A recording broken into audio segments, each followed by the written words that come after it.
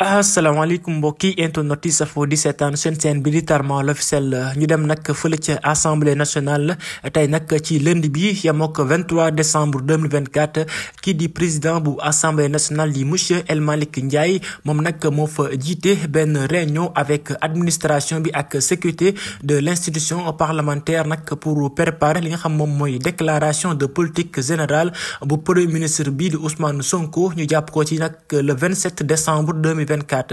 waaye nag ci boobule réunion président bu assemblée nationale di monsieur El Malick Ndiaye def na nag ay points ci li nga xam moom mooy état d'avancement des préparatifs waaye nag joxe na ay instructions fermes pour ñu mën a assurer li nga xam moom mooy boobule organisation sans faille waaye nag def na accent ci li nga xam moom mooy aspect organisationnel bi ak logistique bi ak médiatique bi waaye nag ci même jour boobu nag kii di El Malick Ndiaye def na réunion nag ak député yi waaye nag ànd nag ñoom tamit ñu testé li nga xam moom mooy nouveau système de vote électronique bu ñu jagle nag foofu la ci assemblée nationale nag pour moderniser ay procédures législatives waaye nag boobu le système nag moom nag day remplacer li nga xam moom mooy méthode traditionnelle li ñu yàgg xam maanaam di voter di yëkkati say loxo tout ça day permettre nag ñu mën a gestion li nga xam moom mooy nag gestion bu gën a gaaw bu rapide transparente waaye nag ay sécuriser des scrutins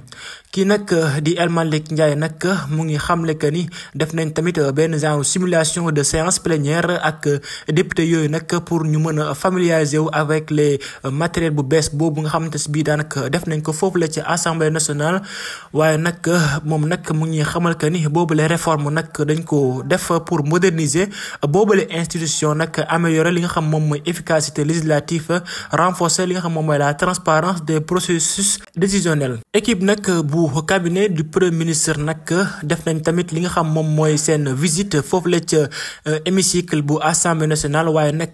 ànd nañoo ak ñi nga xam ñooy waa assemblée nationale nag participer si yi nga xam moom mooy test technique yooyu nag président bi nag mu ngi sàkku ci ñi nga xam ñooy waa primature ñu def benn collaboration ak ñi nga xam ñoom ñoo nekk foofu la ca assemblée nationale pour ñu mën a garantir nag benn succès si événement bi nga xam moom la ñuy waajal sur le plan organisationnel la maanaam DPG bi ñu def ko mu jaar yoon li nag kii di assemblée nationale ñoom ñoo ko communiqué ci seen page foofu la ci Facebook ñu ngi leen di jaajëfal bu baax a baax si ni ngeen di toppee di leen wax que ni da leen wéy di abonné sur suñu chaîne bi di Tarma l'officiel ñu leen di jaajëfal bu baax a baax si ni ngeen di toppee di leen sant bu baax a baax si abonné yi ngeen di def ak aimé di leen wax que ni soo leen nemmee ko yéen rëq-rëq mu ngeen ko commentaire di leen jaajëf bu baax a baax di leen wax ndax ngeen gisee yile réforme yi nga xamante si bii kii di El Malick Ndiaye def na ko foofu la ca assemblée nationale